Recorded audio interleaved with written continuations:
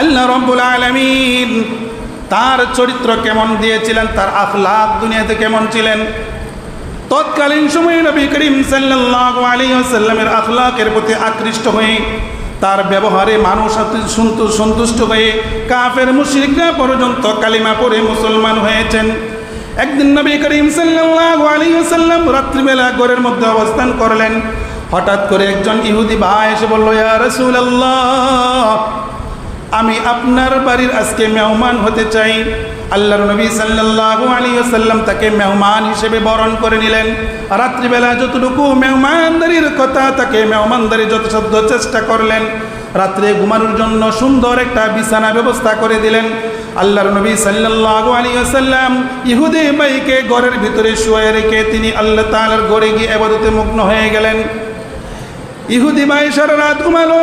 রাতের অর্ধাংশ যখন হলো, তখন তার প্রস্রাব পায়খানার বেগ হলো, তার হাজতের প্রয়োজন হলো। ইহুদি ভাই ডান বাম লক্ষ্য না করে আল্লাহর নবী সাল্লাল্লাহু আলাইহি ওয়াসাল্লামের বিছানার মধ্যে প্রস্রাব পায়খানা করে সকালবেলা ঘুম থেকে উঠে চলে গেলেন। চলে যাওয়ার সময় চিন্তা করলেন, আমি যে নবীজির ঘরে প্রস্রাব পায়খানা করে আসলাম, আমি তো আমার সুন্দর একটা দামি তলোয়ার নবী সাল্লাল্লাহু আলাইহি ওয়াসাল্লামের ঘরের মধ্যে রেখে আসলাম। আমার তলোয়ারটা তো খুব দামি জিনিস, সেটা আনার জন্য যেতে হবে। ইহুদি চিন্তা করলো, আমি তার বাড়িতে রাত্রে খাবার দাবার করলাম, রাত্রে আরামসে ঘুমাইলাম এবং তার বিছানার মধ্যে প্রস্রাব পায়খানা করে আসলাম। এখন যদি আমি আমার তলোয়ারের জন্য যাই, অবশ্যই অবশ্যই মুহাম্মদুর রাসূলুল্লাহ সাল্লাল্লাহু আলাইহি ওয়াসাল্লাম আমাকে কিছু আঘাত করবে, বকাঝকা করবে।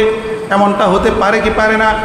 আমাদের সমাজের ভিতরে যদি এমনটা হয়, একজনকে আশ্রয় দিলেন, রাত্রেবেলা ঘরের মধ্যে পায়খানা করে যদি চলে যায়, আবার পরের দিন সকালবেলা যদি আসে, বলেন তো দেখি আপনারা তাকে আদর করবেন নাকি লাঠি দিয়ে আদর করবেন? তিনি তো চিন্তা হয়ে গেলেন আমার তলোয়ার আনতেই হবে। তিনি যখন নবী করিম সাল্লাল্লাহু আলাইহি ওয়াসাল্লামের ঘরের দরজায় প্রবেশ করলেন, নবী মুহাম্মদুর রাসূলুল্লাহ সাল্লাল্লাহু আলাইহি ওয়াসাল্লাম তাকিয়ে দেখলেন ওই ইহুদি ভাই আবার ঘরের দরজার সামনে হাজির। তাকিয়ে দেখে ইহুদি ভাই তাকিয়ে দেখে আল্লাহর নবী সাল্লাল্লাহু আলাইহি ওয়াসাল্লাম নিজের হাতের মাধ্যমে ওই প্রস্রাব পায়খানাগুলা নিজের হাতে পরিষ্কার করতে লাগলেন। ইহুদি চিন্তা করতে লাগলেন। ইহুদিকে আল্লাহর নবী সাল্লাল্লাহু আলাইহি ওয়াসাল্লাম বলেন, ইহুদি ভাই, তুমি আসছো অবশ্যই রাত্রিবেলা, তোমার আমি সেবা যত্ন সঠিকভাবে করতে পারি নাই। তোমার যেইভাবে যত্ন নেওয়ার দরকার ছিল আমি সেইভাবে যত্ন নিতে পারি নাই। তোমার খোঁজখবর ঠিক মতো রাখতে পারি নাই, যার কারণে তুমি আমার বাড়িতে প্রস্রাব পায়খানা করে চলে গেছো। ইহুদি ভাই, তোমার সেবা যত্ন না করার কারণে তোমার কাছে করজোরে অনুরোধ করি, আমার ভুল ত্রুটির জন্য তুমি আমাকে মাফ করে দাও। ইহুদি ভাই চিন্তা করলো, যেই বাড়িতে আমি প্রস্রাব পায়খানা করে গেলাম, যেখানে আমাকে আঘাত করার কথা, প্রহার করার কথা, সেখানে আমারে আঘাত করে নাই, প্রহার করে নাই, বরং আমার কাছে ক্ষমা চাইতেছে। এই লোক তো দুনিয়ার কোনো সাধারণ মানুষ নয়, তিনি হলেন ওয়ামা আরসালনাকা ইল্লা রাহমাতাল লিল আলামিন। ঠিক কি না?